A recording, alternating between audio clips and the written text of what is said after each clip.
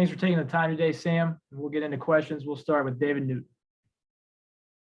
Hey, Sam. Hope you're doing well today. Two things. Matt talked about you guys sitting down together and watching the New Orleans game, hoping that if you saw things that maybe that would help clear out what you need to change there. What did you get from that? Yeah, I think whenever you watch tape, whenever you can learn from, what you did in the past that was good, it's always helpful. So, I took the coaching and, the really good points that he made and, going to try to implement them into my game and in practice. And that'll obviously carry over to the game. And what did you make of all the reports about the Panthers looking at Deshaun Watson? I know they've since said they're not going to be pursuing him, but for you as a quarterback, knowing there's talk about another quarterback, what did you make of that? Yeah, I mean, I'm not worried about it. I mean, I'm worried about doing my job every single day, and that's the only thing I'm worried about is making sure that I execute and do my job every single play, every single day, and that's all I'm worried about right now. Thanks. Let's go to Darren Gant, followed by Steven Toronto. Sam, in talking about going back to the New Orleans tape and looking at the things you did well, how hard is it to sort of flush the last couple games and focus on that when you go through that with Matt? Yeah, I mean, obviously, Monday you focus on kind of what we did against the Giants and focus on what I did wrong and how I can improve, take notes there. But, at the same time, you want to, look at similar concepts that you did in previous, the early weeks that, when we had success, and then, kind of look at the difference in footwork or difference in some of my mechanics throughout the last few weeks when we've been losing. And so we just looked at some of those things, and it was good to kind of take note of some things I was doing that were beneficial in the first few weeks, and some things that, I kind of got away from these last three or last four. So, it's just continuing to learn, continuing to grow as a quarterback. Are there other people you talk to about this kind of stuff, about those mechanical issues outside of this building? Mm-mm.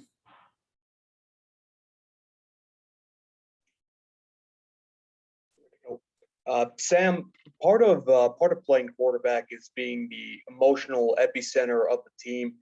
You've had about half a season now to work with and build chemistry with your teammates now. Have you noticed there have been times this season where your teammates have either elevated their level of play and rallied around you when you've made a big play, or if you haven't been playing as well, they've gone more flat emotionally? No, I think our team does a good job of, emotionally staying consistent. It can be tough, when you're not moving the ball and things are kind of stale, to kind of stay up and stay with it, on the sideline. And I think, our team for the most part does a good job of it. But again, you want to stay out of those positions as much as possible. I mean, we want to be able to march the ball down the field. Obviously, we want to get in the red zone, but we want to have those drives where we sustain them and we're able to convert third down after third down and go down the field and score points. That's the name of the game. And I feel like when we don't do that, I feel like as an offense, we do a pretty solid job of trying to keep our heads up and continuing to move forward as the day goes on. And then another thing I wanted to ask you, if I could, you were having some success running the ball earlier this year. You only ran it twice against Philadelphia.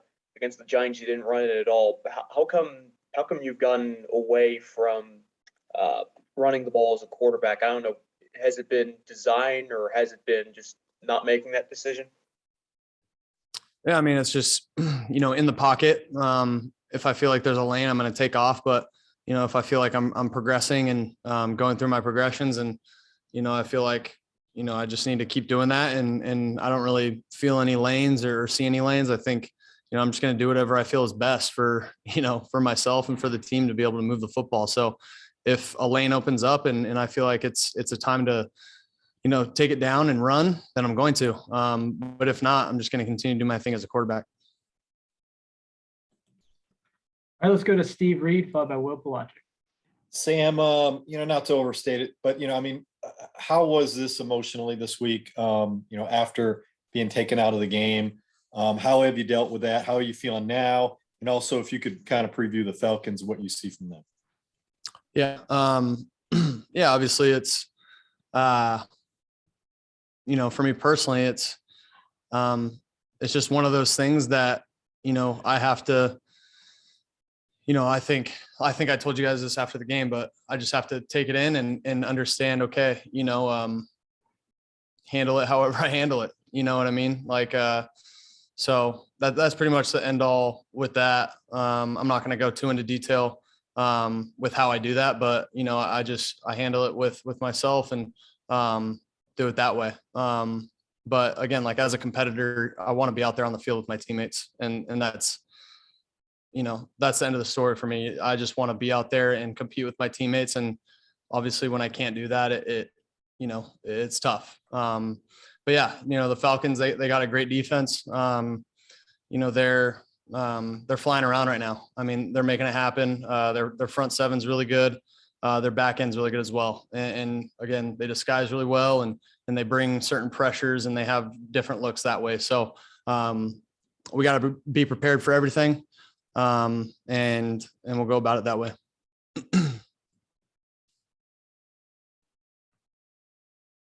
Sam, in terms of the offensive philosophy going into the season, how much of what you guys are doing or are planning to do now is a departure from what you thought it was going to be once the season began?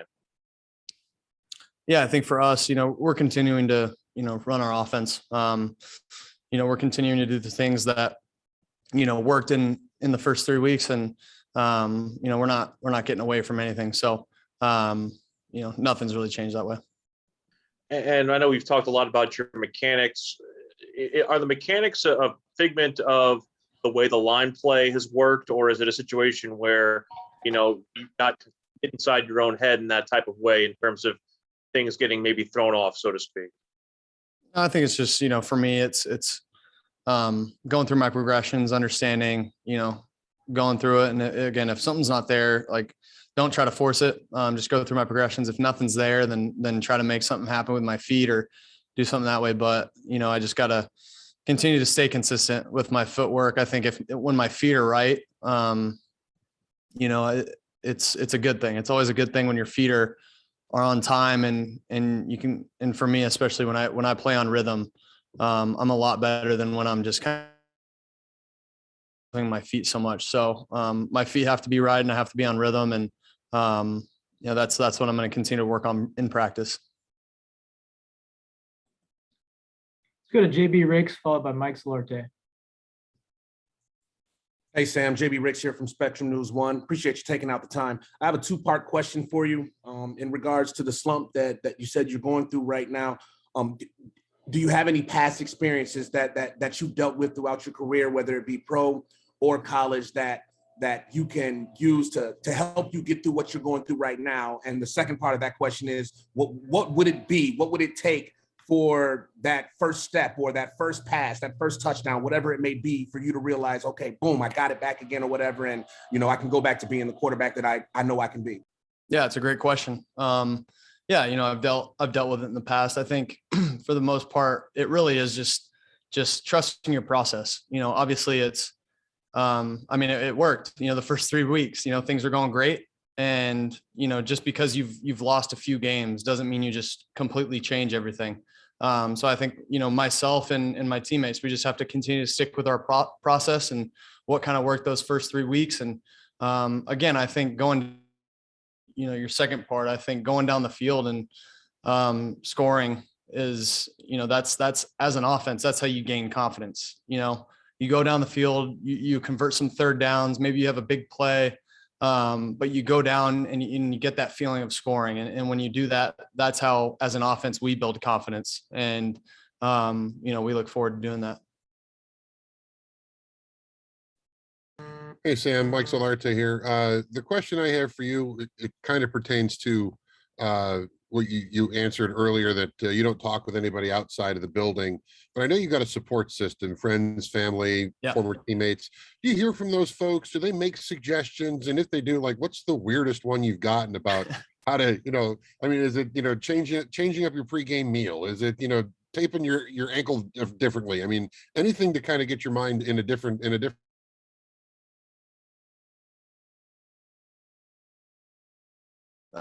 No, not to say anything about that kind of stuff. So, cause they know I'll just shut them down right away. So, I'm going to do what I do. And, obviously, on the field, things haven't been working out, and, I just got to continue to look at, like I told you about what me and Coach Rule did, just continue to look at what I've been doing that's good, what I've been doing that's bad, and try to eliminate the bad and do more of the good.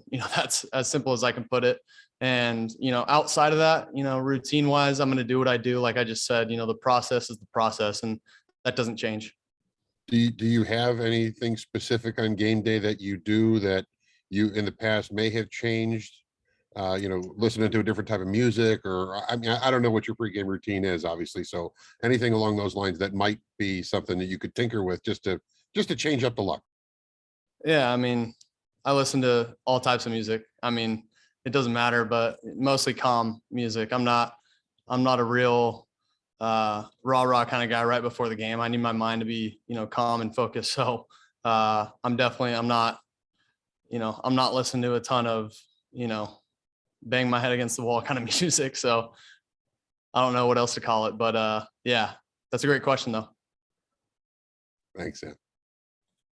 All right, we have time for a few more. Let's go to Joe Person, followed by Deshaun Brown.